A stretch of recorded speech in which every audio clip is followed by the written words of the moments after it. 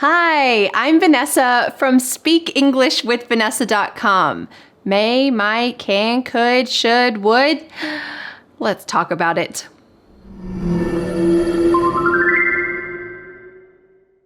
Hey, what are you up to? I think I might to go to a party tonight. Huh? There is a problem with this sentence. Does it sound right to you? I might to go to a party?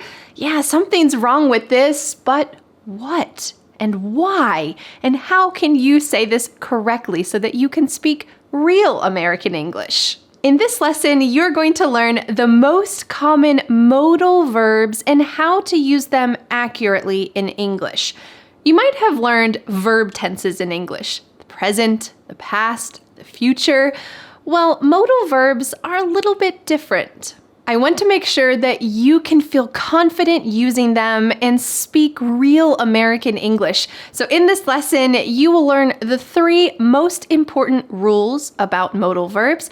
Then we'll have a little quiz, and at the end of this lesson, I want to teach you 6 common phrases that include modal verbs that you can use in daily life and that you will hear in conversations, in movies, and TV shows so that you can feel comfortable with English. Like always, I have created a free PDF worksheet so that you can remember everything that you're going to learn in this lesson. There is a link in the description to download that PDF today. You'll see all of the modal verbs, all of the rules, all of the quiz answers, all of the special phrases that use modal verbs, and you can answer Vanessa's challenge question at the bottom of the PDF worksheet. There's a link in the description and you can download it right now. So what in the world is a modal verb? Well, these are the most common, but be careful because in just a minute I'll tell you 2 that Americans never use. May, might, must, can, will, should, would, and could. These are commonly used in American English conversations. But there are 2 that I've heard English learners use that Americans, I'm going to say never. There's not often a never when it comes to language, but let's go with it, that Americans never use. And they are ought to and shall. Shall I cook dinner? I ought to cook dinner. We never use these in American English, so if you would like to sound like an American, I recommend not using those verbs. But how can you use the others? Well, let's talk about the 3 important rules that you need to know. With regular verbs, you need to change the verb based on the subject. I eat, he eats. But with a modal verb, do not change the modal verb. So you can say, I should clean my room. Do not say, I shoulds or he shoulds clean his room. The modal verb always stays the same. I should clean my room. We should clean our room. He should clean his room. Rule number 2, the verb directly after the modal verb does not have to. It is not conjugated. It is just simple. Take a look at this. He might join us for dinner. I didn't say he might to join us, or he might joining us, or he might joins us. Nope, our modal verb, might, stays the same, and then the verb directly after that will also stay the same. Don't add to, don't add ing. Take a look at this one. I can help you with that. Can is the modal verb, and what's the verb directly after that? Help. I can help you with that. I've seen some of my English students say, I can to help you with that, or I can helping with that, but really that word help just needs to stay by itself, help. I can help you with that. And rule number 3 with modal verbs is when you form a question, we need to use inversion. What is inversion? Take a look at this. Can I go to dinner with you? What's the subject here? It's I, and our verb is can go. Do you see how we have switched the subject and the modal verb? The modal verb is going to come first. Can I go to dinner with you? Will we be late for the movie? Here, our modal verb is will, and the subject is we, and then our extra verb is be. Will we be late for the movie? Should you be doing that? Here we have you is the subject, but what's the first word? It's the modal verb. So when we form a question, the subject and the verb are switched. Should you be doing that? Probably not. All right, before we go on to some common phrases that use modal verbs that I would love for you to be able to use in daily life, let's have a little quiz to see how much you know. I'm going to be saying a little story with a blank, and you need to choose which one is the best answer. Are you ready? I was going to drive my car to dinner, but I think it have a flat. I think it might have a flat, or I think it might have a flat. I'll give you 3 seconds to think about this answer. 3, 2, 1. I was going to drive my car to dinner, but I think it might have a flat. That's rule number 1. We do not change the modal verb. Do not add S, just might. Let's continue with the quiz. Drive? Can you drive? You can drive? Which one is the best? Can you drive? This is rule number 3. We're using inversion. Put the modal verb first. Can you drive? I look at it later. I shall look at it later, or I should look at it later. Which one's the best in American English? I should look at it later. Remember, Americans don't use shall or ought to.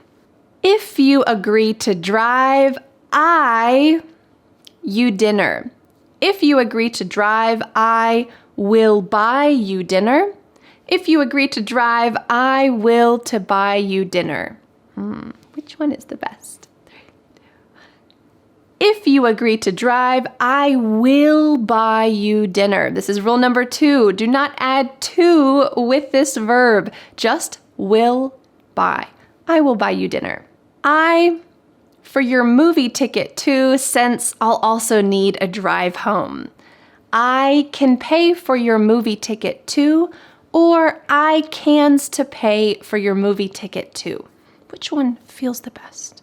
3, 2, 1. I can pay for your movie ticket too.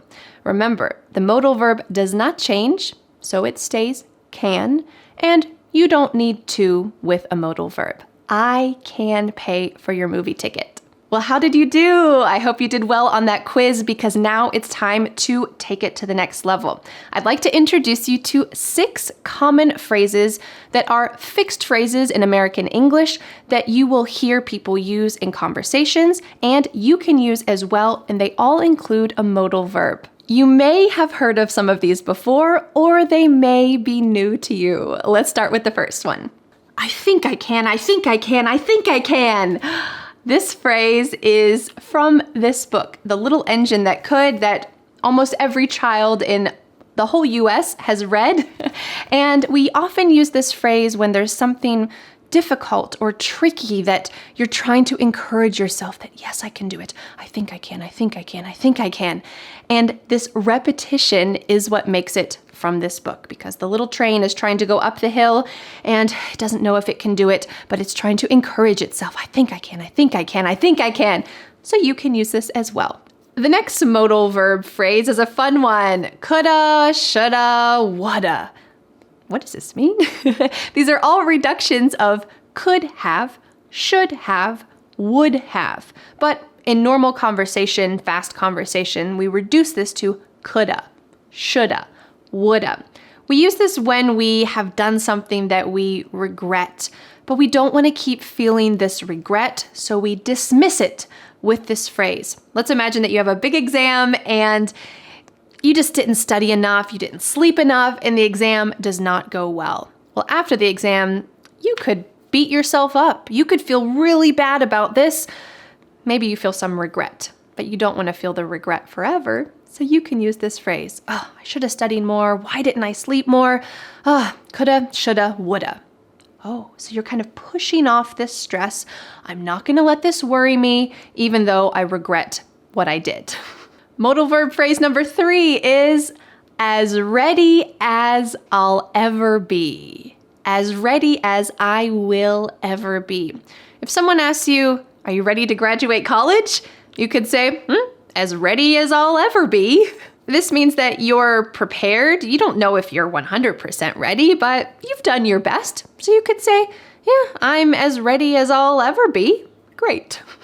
Modal verb phrase number 4 is I should hope so.